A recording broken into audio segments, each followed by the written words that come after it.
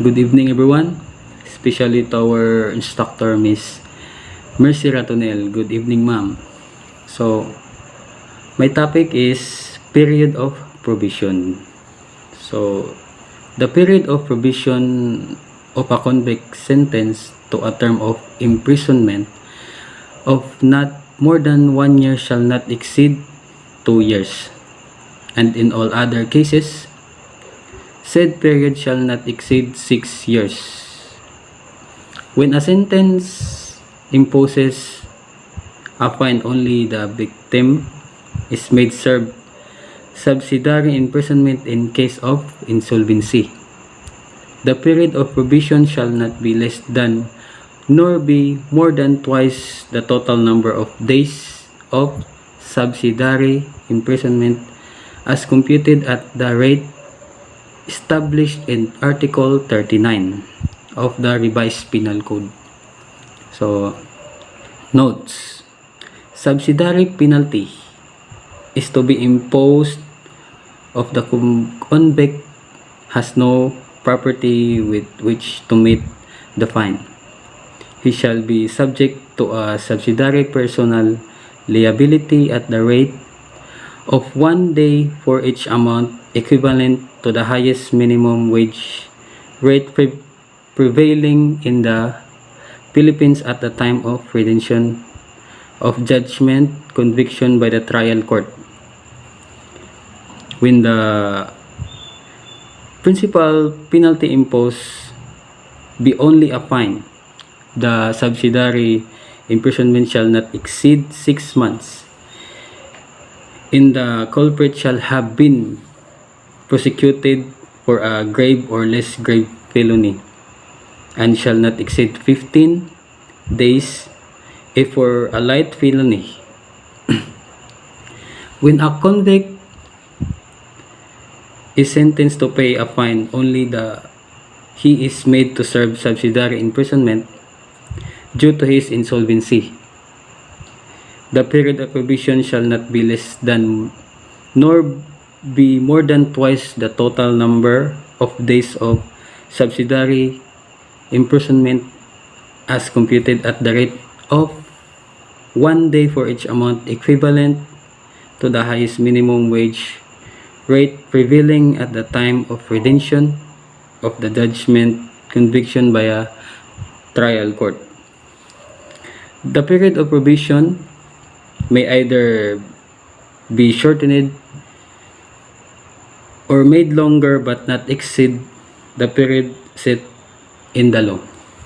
There is no, because the period of probation is deemed the appropriate period of rehabilitation of the probationer.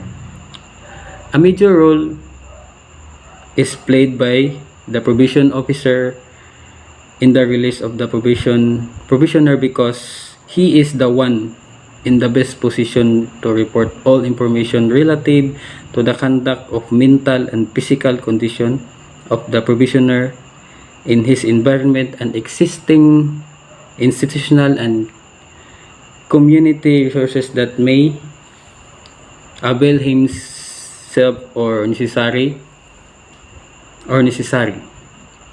So, arrest of probationer subsequent disposition. So, at any time during probation, the court may issue a warrant of arrest of a probationer for any serious violation of the condition of probation. The probationer, once arrested and detained, shall be immediately be brought before the court for a hearing of the violation charge. The defendant may be admitted to bail pending such hearing. In such case, the provision regarding release on bail of persons charged with the crime shall applicable to probationers arrested under the provisions. So in the hearing, The probationer shall have the right to be informed of the violation charge and to adduce evidence in his favor. The court shall not be bound by the technical rules of evidence, but may inform itself of all the facts which are material and relevant to ascertain the veracity of the charge. The state shall be represented by a prosecuting officer in any contested hearing. If the violation is established by the court, may revoke or continue his probation and modify condition thereof. If revoked, the court shall order the probationer to serve the sentence originally imposed, and order revoking the grant of probation or modifying the terms of condition thereof shall be applicable. So kumbaga gibawi ang usa ka mando sa paghatag og provision o pagbag-o sa mga term of condition nga dili na maapila. So obligations of a probationer. So present himself to the probation officer within 72 hours from receipt of probation order.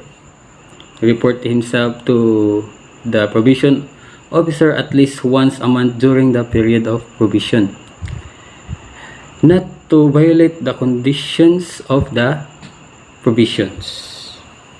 So terms and conditions of probation. So there are two kinds of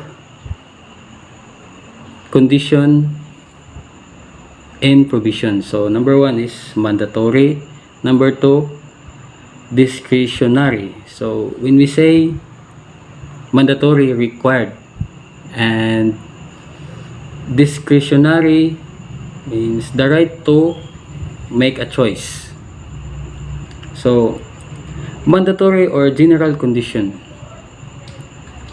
to present himself to the probation office, the supervision within 72 hours from receipt of the probation order. To report to the assigned probation officer at least once a month during the period of probation, and such time and place as may be specific by the probation office. So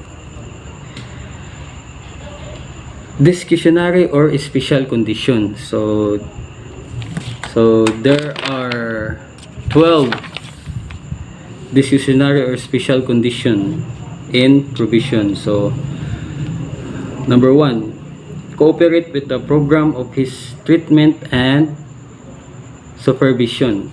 Number two, meet his family and responsibility.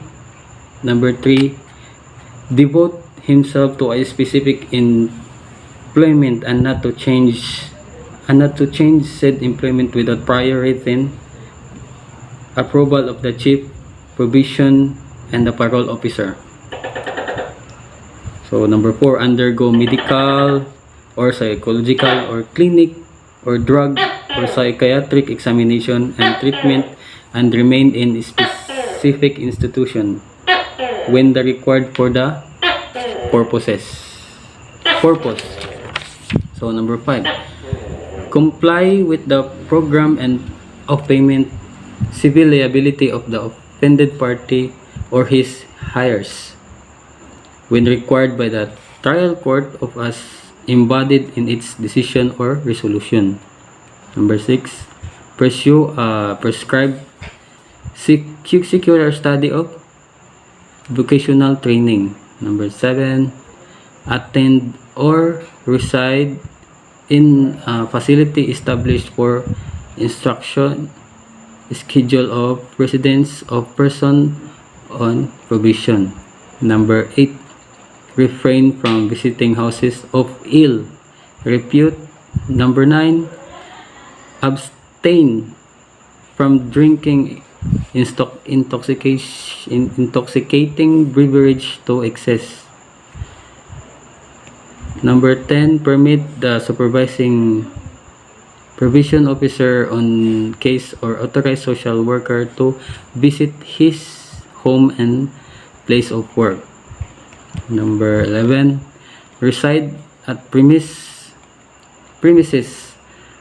approved by the trial court and not to go change his residence without proper approval of his said court. And last, satisfy other conditions related to his rehabilitation into a useful citizen, which is not unduly restrictive or of his liberty or incompatible with his freedom and conscience.